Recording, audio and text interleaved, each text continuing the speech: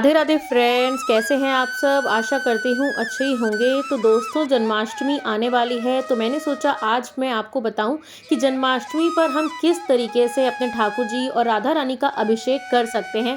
Proper विधि बताऊंगी। हो सकता है कुछ थोड़ी बहुत मिस्टेक हो जाए, लेकिन जो मैं करती हूँ वो मैं आपके साथ शेयर कर रही हूँ। ये लास्ट ईयर की वीडियो है, जब मैंने अभिषेक करते समय ये वीडियो शूट करी थी तब की। तो एक बार फिर से मैं आपके साथ शेयर कर रही हूँ। तो देखिए, मैंने सभी सामान निकाल लिया है जो भी अभिषेक में लगना है। तो देखिए, दूध है, दही है, बहुत सारी चीज़ें हैं इसमें। गंगा जल है, मीठा पानी है, और गुलाब जल है, और अनार का जूस है, शहद है, घी है, चंदन का लेप है। इस तरीके से बहुत सारी चीज़ें मैंने इसमें निकाल के रखी हैं। हल्दी का लेप है। बहुत सारी चीज़ों की ज़रूरत पड़ती है। अगर आप चाहें तो मैं इसमें नीचे लिस्ट भी दे दूँगी। तुलसा की पत्ती बहुत इंपॉर्टेंट होती हैं। पुष्प वर्षा के लिए पुष्प चाहिए होते हैं। फल वर्षा के लिए फल चाहिए होते हैं। तो इस तरीके बहुत सारी चीज़ें लगती हैं। 1 लोटा जल मैं एक्स्ट्रा हमेशा इसमें रखती हूँ। और देखिए, अब मैंने जो राधा कृष्ण का विग्रह है, अपने ठाकुर जी का विग्रह, इसे एक बड़े पात्र में बिठा लिया है, ताकि स्नान कराने में कोई भी प्रॉब्लम ना हो, जो भी हम अभिषेक करें उसमें। उसके अलावा अगर आपके पास दक्षिणावर्ती शंख है तो फिर बहुत ही अच्छी बात है। नहीं है तो आप इसके बिना भी करवा सकते हैं। एक चीज़ रह गई दिखानी, जो कि है इत्र सेवा। जब पूरा स्नान वगैरह हो जाता है तब हम करते हैं उनकी इत्र सेवा, तो ये ज़रूर कीजिएगा। चलिए, पहला चरण स्टार्ट करते हैं, जो कि है शुद्धोदक अभिषेक, जिसमें आप शुद्ध जल से ठाकुर जी का स्नान करवाएंगे। ये गंगा जल से भी हो सकता है, नॉर्मल जल से भी हो सकता है। तो पहला जो चरण होता है वो होता है शुद्धोदक अभिषेक।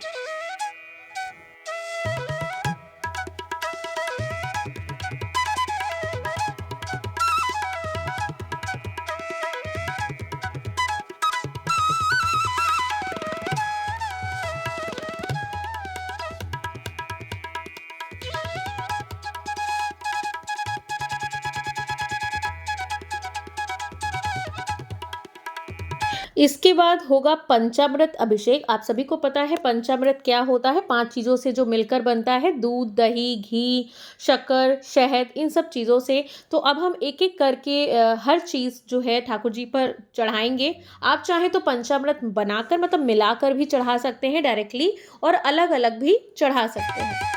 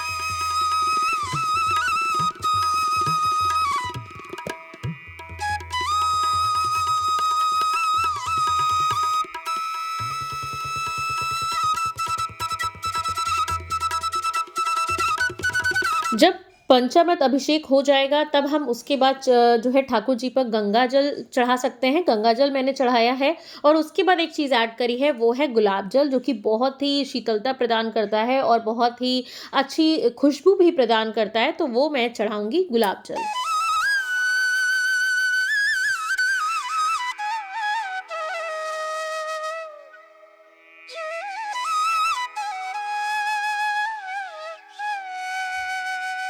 गुलाब जल के बाद अब जो तीसरा चरण होगा वो होगा फलोदक स्नान, जिसमें हम किसी भी प्रकार के जो फ्रूट्स होते हैं उनका जूस चढ़ा सकते हैं। मौसम्बी का, अनार का।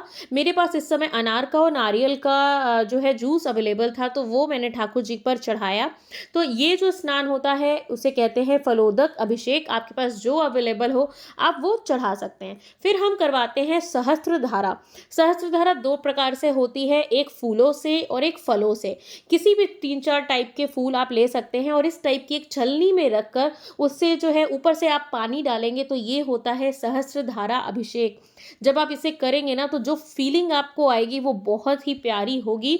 और छलनी से जो छलता मतलब छन कर जो जल जाता है ठाकुर जी पर, उससे ये स्नान होता है। तो देखिए पहला जो हुआ सहस्त्रधारा में वो फूलों से हुआ, और फिर जो मैंने किया वो फलों से किया। फलों में 4-5 टाइप के आप फल ले सकते हैं, और ये जो फल होते हैं इनको आपको हटाना नहीं है, आपको एज़ अ प्रसाद ग्रहण कर लेना है। आपके आस-पास जो भी लोग हों आप खुद भी ग्रहण कर सकते हैं बहुत आराम से, ऐसा कुछ नहीं है कि आप ये हटाएँ।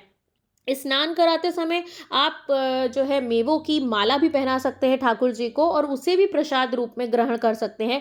बहुत सारे लोग ड्राई फ्रूट्स की माला बनाते हैं, मखाने की माला बनाते हैं, अंगूर की माला बनाते हैं, तो वो भी आप पहना सकते हैं और उसे एज अ प्रसाद ग्रहण कर सकते हैं। उसके बाद आता है चूर्ण स्नान, जो हमारा 5वां चरण होता है उसे चूर्ण स्नान कहते हैं, और ये होता है हल्दी से। आपको थोड़ी सी हल्दी को पानी में घोल देना है और उसके बाद इसे स्नान कराना है। जब ये अभिषेक हम लोग लास्ट ईयर करवा रहे थे तो हम तीनों करवा रहे थे, मतलब मैं, मेरी बेटी और मेरे हस्बैंड। तो देखिए एक-एक करके हम तीनों जो है ठाकुर जी का अभिषेक करते जा रहे हैं। कुछ चीज़ें वो चढ़ाते थे, कुछ चीज़ें मैं चढ़ा रही थी। इस तरीके से ये वाला स्नान अभिषेक हमने किया था। तो देखिए मेरी बेटी को बड़ा इंटरेस्ट होता है जब मैं ठाकुर जी का कोई इस टाइप का स्नान व श्रृंगार करती हूँ। तो इस समय देखिए जो चूर्ण स्नान है वो मेरी बेटी ही करा रही है।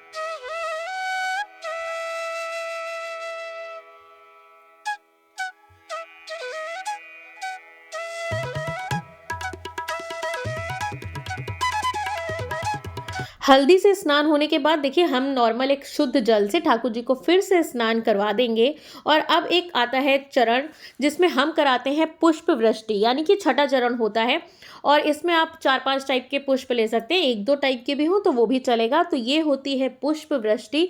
इसमें आप ठाकुर जी पे पुष्प की वर्षा करेंगे, और इसका भी एक अलग जो है फीलिंग होती है जो कि आपको मैं शब्दों में बयां नहीं कर सकती। जब आप खुद ये सब चीज़ें करेंगे तो आप जानेंगे कि कितना अच्छा हमें फ़ील होता है।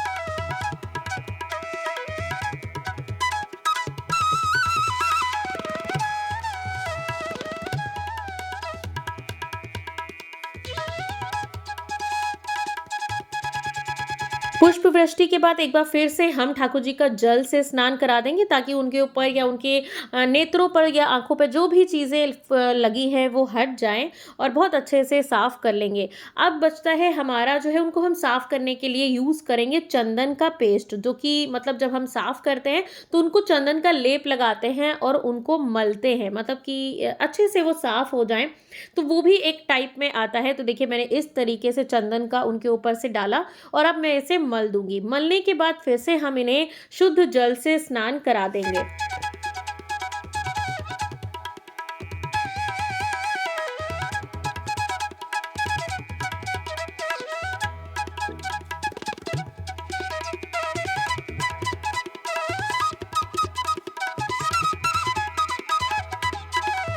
शुद्ध जल से जब स्नान करवा लेंगे तो उसके बाद सेवा आती है हमारी श्रृंगार सेवा, जो कि बहुत इम्पोर्टेंट होती है। मतलब इम्पोर्टेंट तो सारी सेवा होती है ठाकुर जी की, बट मुझे बहुत अच्छा लगता है ठाकुर जी की श्रृंगार करना, राधा रानी का श्रृंगार करना। तो देखिए मैं इस टाइप से सब चीज़ें निकाल लेती हूँ जो कि उनके श्रृंगार में लगने वाली हैं।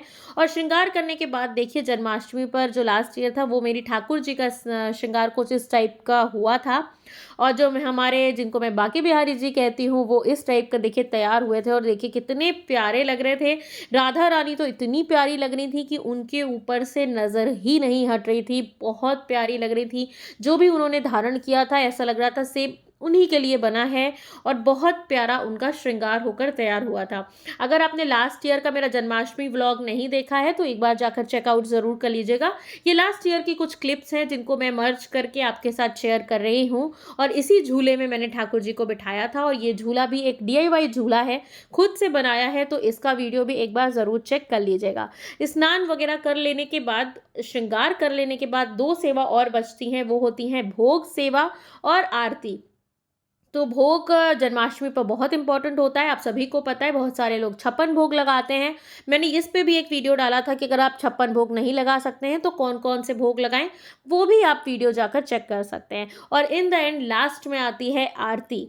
तो देखिए आरती वगैरह तो बहुत इम्पोर्टेंट होती है हमारी किसी भी पूजा में, तो लास्ट में करते हैं आरती, और इस प्रकार से हमारा जो पूरा अभिषेक होता है वो संपन्न होता है।